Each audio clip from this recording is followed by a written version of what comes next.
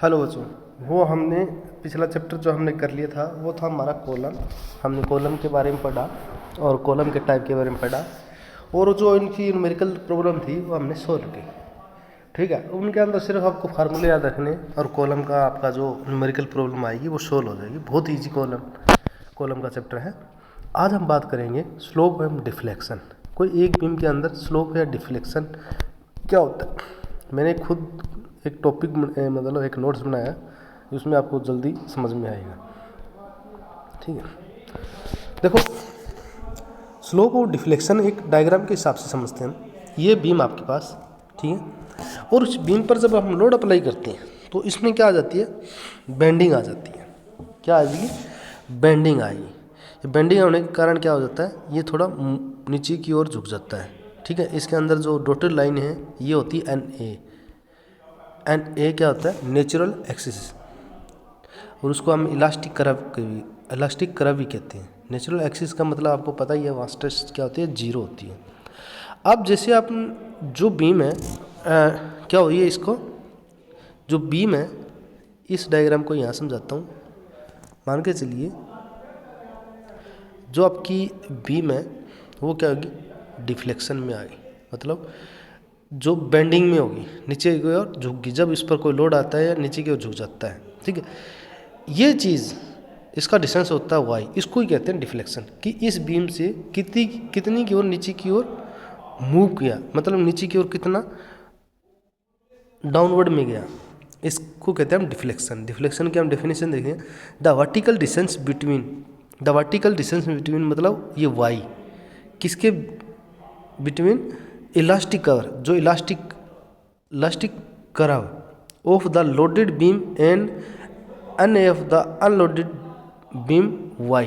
ये कहता है कि जो बीम है इलास्टिक हुआ, लोडेड के कारण जो लोडेड बोलते हैं ना, लोडेड ये होती है, अनलोडेड ऐसी होती है। ये बीम है, लोडेड के कारण ये क्या होती है, डिप्ली के अंदर गई, और उससे नेचुरल एक्सिस ये होती है। इसके जो डिस्टेंस होता है y, जो ये डिस्टेंस आया y, उसको बोलते हैं हम डिफ्लेक्शन।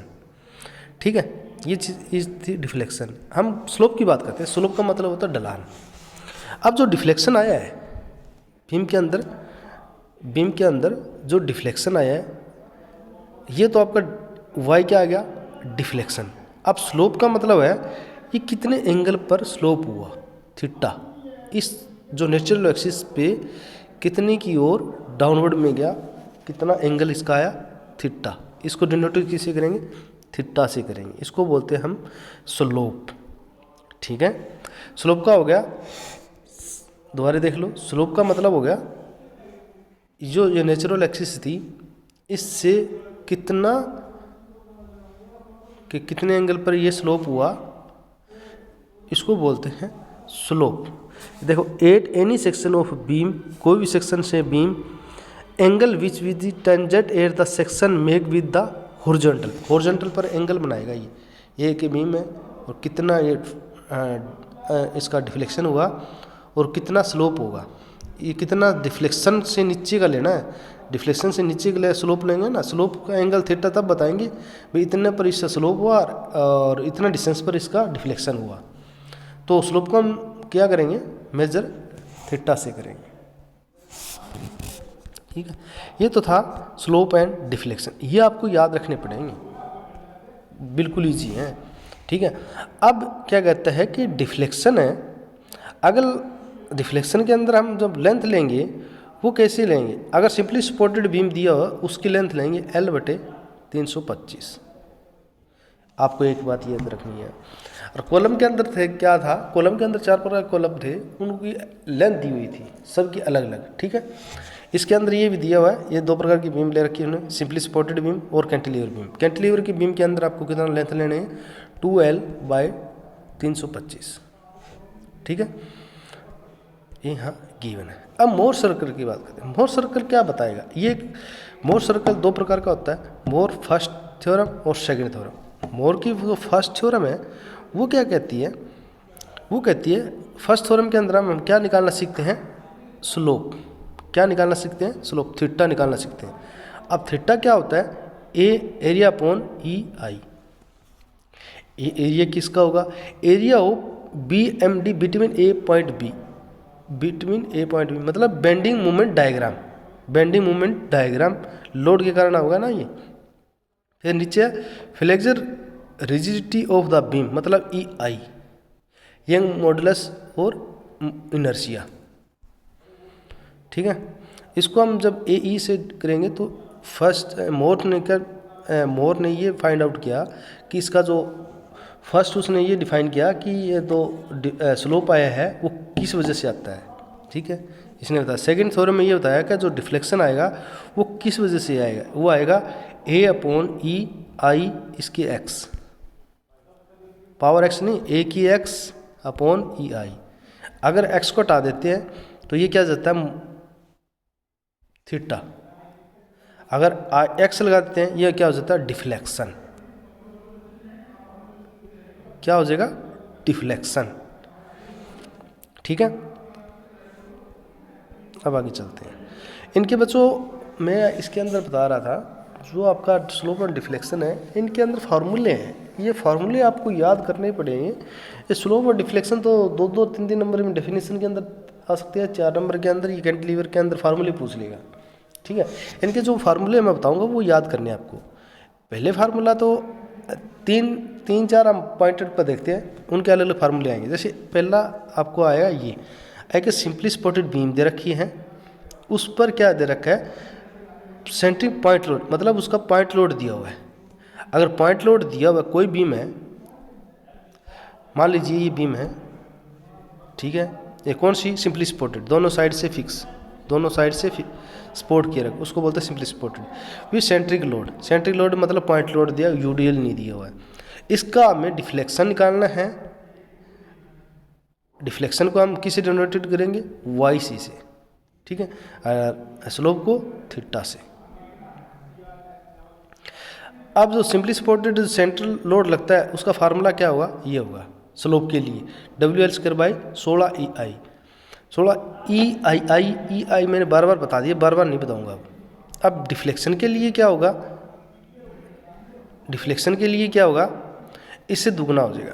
WL है, क्यूब कर दो, नीचे उसके क्या था डिफ्लेक्शन के ना स्लोप के 16 से 3 को मल्टीप्लाई करोगे 48 है, 16 32 48 EI। मतलब इससे देखेंगे तो एक ही चीज़ हमें याद करनी पड़ेगी।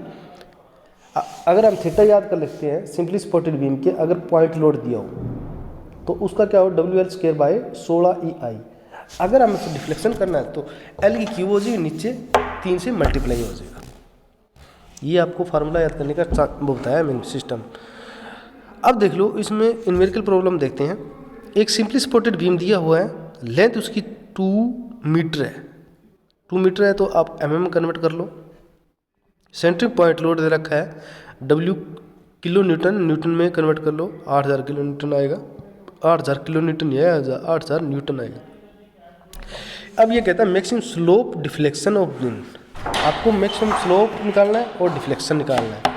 मैंने आपको बताया सिंपली सपोर्टेड दिए रखी हो बीम और उस पर क्या दे रखा पॉइंट लोड दे रखा हो तो उसका स्लोप और डिफ्लेक्शन कैसे निकलेगा। स्लोप के लिए मैंने आपको बताया था फार्मूला ये यूज़ होगा, इसके अंदर जो हमारी सारी वैल्यू है इसको पुट कर देंगे। ठीक है, डिफ्लेक्शन के अंदर वाई निकालना है तो उसके अंदर ये फार्मूला था, इसके अंदर जो वैल्यू पुट करें ये हमारा स्लोप और डिफ्लेक्शन आ जाए। न्यूमेरिकल बहुत ईजी आएगा, बट दिक्कत होगी कि आपको ये फार्मूला याद होना चाहिए। स्लोप और डिफ्लेक्शन के अंदर फार्मूला याद हो, वो कौन से की है, सिंपल सपोर्टेड बीम है और पॉइंट लोड दिया हो।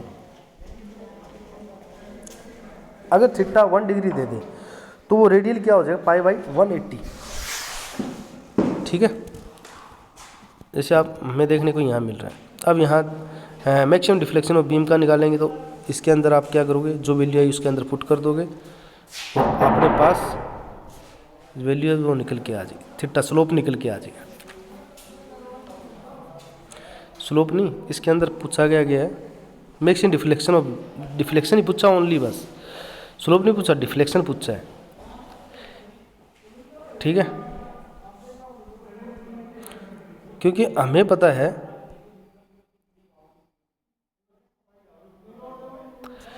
फार्मूला ये था डिफ्लेक्शन का WL की क्यूब अपॉन 48। अगर हम इसको ऐसे लिख सकते हैं ना, WL की L साइड में निकाल दें, इधर से हम 3 निकाल दें तो पीछे क्या बन जाएगा, अपने पास बन जाएगा स्लोप मल्टीप्लाई L/3। तो थीटा की वैल्यू हमने 1 दे रखी है, 1 की हम क्या लेंगे π/180 मल्टीप्लाई L/3 लेंगे।